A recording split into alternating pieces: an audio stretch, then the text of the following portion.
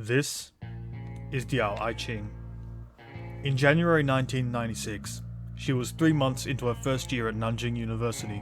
She was just 19 years old and came from a poor village to live in the big city, without any friends. On the evening of the 10th of January, her and her dorm mates would be punished for breaching the dorm's rules against the use of electronic devices. They got into an argument with each other, and Ai Ching put on a red coat, smoothed out her bedsheets, and went on a walk to clear her mind. This would be the last time she was seen inside that dorm.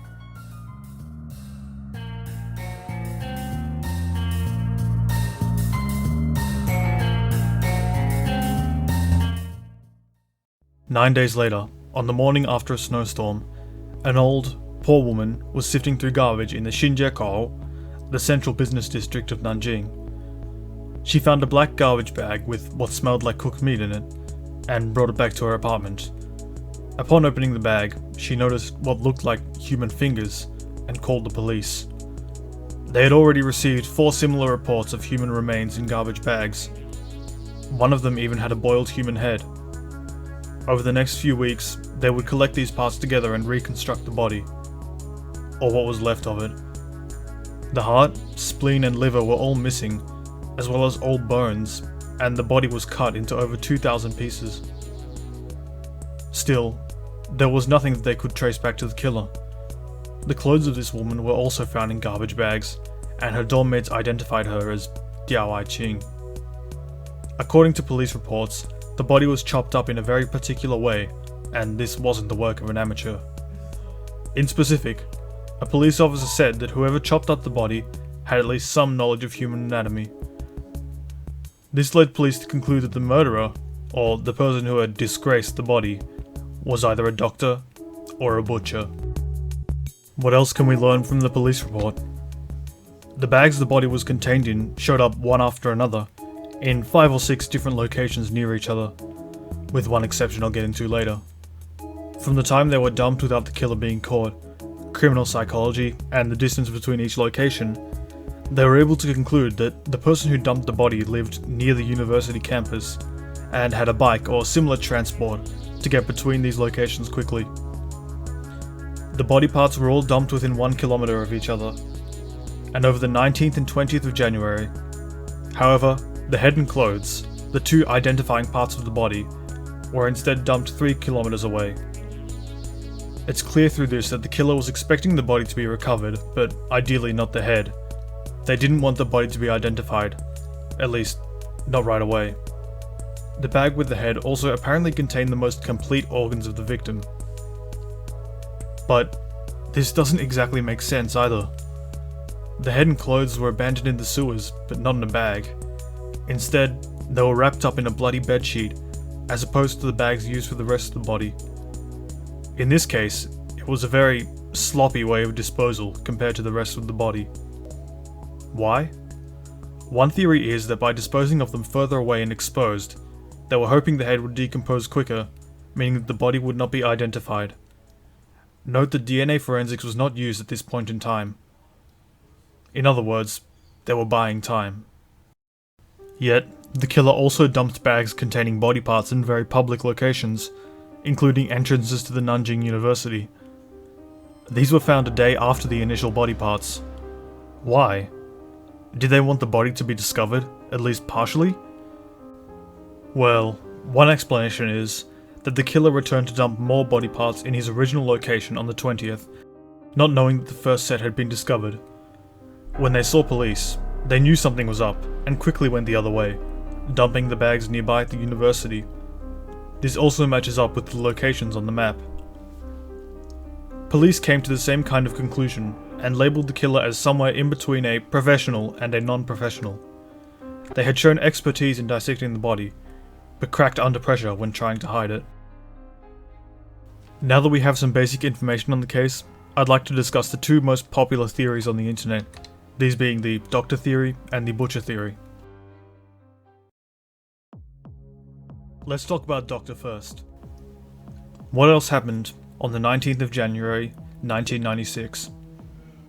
On this day, a surgeon, for the sake of privacy I'll call him Surgeon X, performed an allogeneic small intestine transplant. the second to ever be performed in Asia. Allogeneic meant that the organ could be transplanted even if the genes of the donor and recipient don't match. The patient lived for 310 more days after that, where they otherwise would have died. It was considered a great success, and this made national news. The doctor theory proposes that Surgeon X desperately needed a small intestine for this transplant, and killed Ai Ching to acquire it. Motive: Surgeon X received a great boost in reputation, career, and income after successfully performing this surgery. It made him the pride of his country, and also somewhat famous. Knowing that performing such an important surgery would be so helpful to him, he was willing to even kill for it. Why Ai Ching? Simply in the wrong place at the wrong time. He needed those organs bad and from anyone, and he had just found the perfect donor, walking alone in the evening. Many strange conditions of the body discovery can be explained with this doctor theory. Strange condition number 1. In the research papers and all known information about this transplant, the actual source of the small intestine is never mentioned. Was it from a cadaver dedicated to medical research? Or from a convenient body? Strange condition number 2. In the police report, it states that the intestine was displayed neatly. While it's true that it doesn't say the intestines were displayed neatly, this could just be a translation error. Either way, whether it was just the small intestine or large intestine that was found and displayed is still unknown. Strange condition number 3. The body was cooked. Why would anyone do this in the first place? Well, cooking the body would remove all anesthesia, and someone with a medical background would know this. This would allow a key piece of evidence, the smoking gun, to just be removed. Strange condition number 4. The surgical precision with which the body was chopped up. Surgeon X has a background as a surgeon, of course, and a strong understanding of anatomy. This would be trivial to him. Strange condition number 5. The body being cut into thousands of pieces in the first place. Why not just carry the body intact and dump it somewhere? The killer would have most definitely raised suspicion if he took the entire body anywhere in that urban area. They needed to find a way to compact it so that it could be carried away easily. Here's an issue with the doctor theory. Strange condition number 6. The organs being complete and some other organs missing. This shows an expert level of anatomy understanding in the dissection, which of course would make sense for Surgeon X. While the liver can be sold for easy money, the heart needs a genetically near identical donor to match, and the spleen can't be transplanted at all. So why were these 3 removed? Moreover, why not remove the kidneys to sell? Or keep the bones, which could sell the bone marrow on the black market for tons of money? One rebuttal to this theory that I saw a lot was, why was the body cut into thousands of pieces and dumped if this was in a medical setting? Couldn't she have just been incinerated? Well, for one, performing surgery on someone in a public hospital without any schedule would of course raise suspicion. Secondly, incinerating a body that no one else could identify would of course raise suspicion. It's far more likely that Surgeon X operated on and killed Ai Ching somewhere else, perhaps in his own apartment. To explain the strange conditions of the body dumping, I'm placing my own piece on the game board. Assistant Y. This is either a nurse, a medical student at Nanjing University, or Surgeon X's brother. Remember how the police said that the killer was professional in killing, but not in hiding the body? This is a theory that explains this. The killer and the person who hid the body were 2 different people. The killer, Surgeon X, was a professional, while Assistant Y was not, but was forced into it. After all, Surgeon X would have been too busy with the surgery and the day preparing to hide the body. Assistant Y would have been coincidentally involved in the surgery and given instructions on hiding the body. Assistant Y being Surgeon X's brother makes the most sense. They were both in the medical field and were both in the area for the organ transplant. Surgeon X's brother committed suicide in 2011, and while netizens have theorized this could be from the guilt of killing Ai Ching, I don't want to make a comment on it. I think it's a bit distasteful personally. However, this is a theory that makes the most sense to me. There is no conclusive evidence, but everything that we do have points towards a doctor. And the circumstantial evidence, the other events occurring, points towards Surgeon X.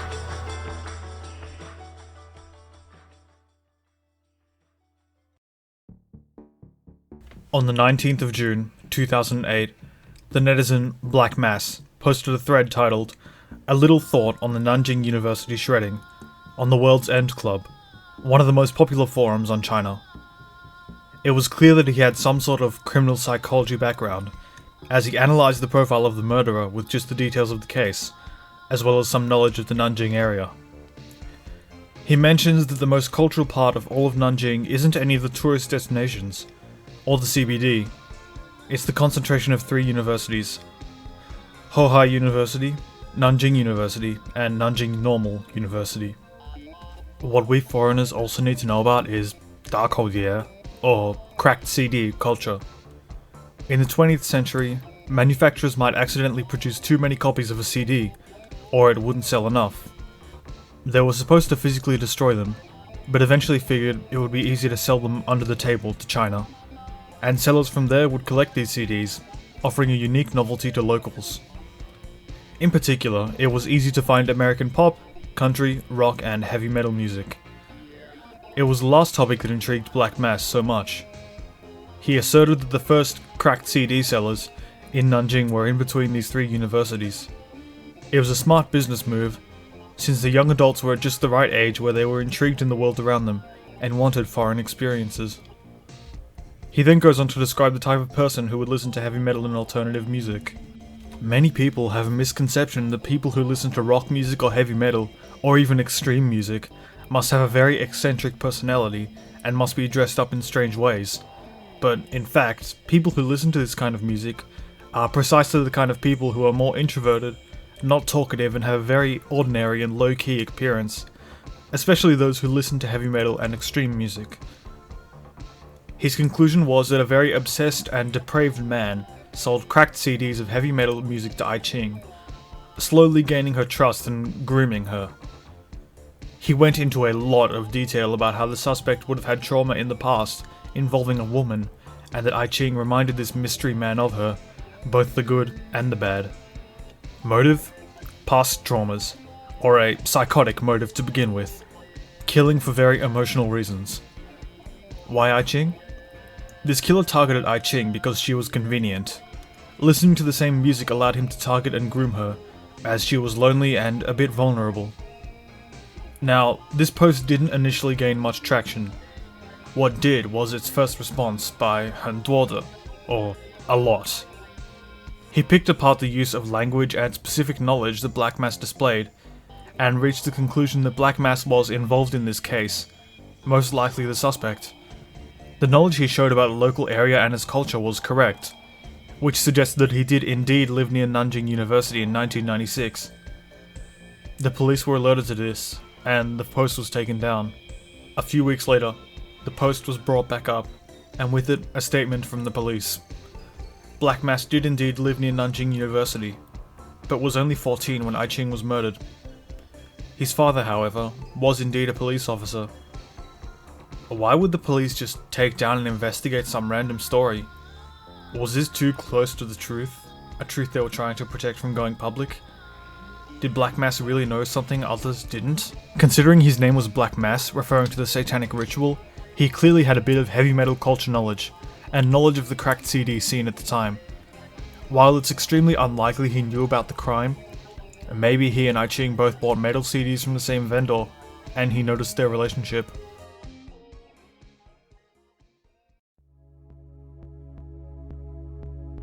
No matter what actually happened, this case is tragic. Ai Ching's parents visit Nanjing every year in hopes they will find something, anything, new to bring her justice. Let me know what you think of this whole case in the comments, and any theories you have as well. To finish the video, here's a quote from a Chinese analysis article that stuck with me. "The dead have died. The living live well. Learn to protect yourselves and your beloved ones away from danger. Don't let a person dear to you become a question that is discussed endlessly and never answered in someone else's writing." This has been George from the Ashes to Ashes podcast, signing out.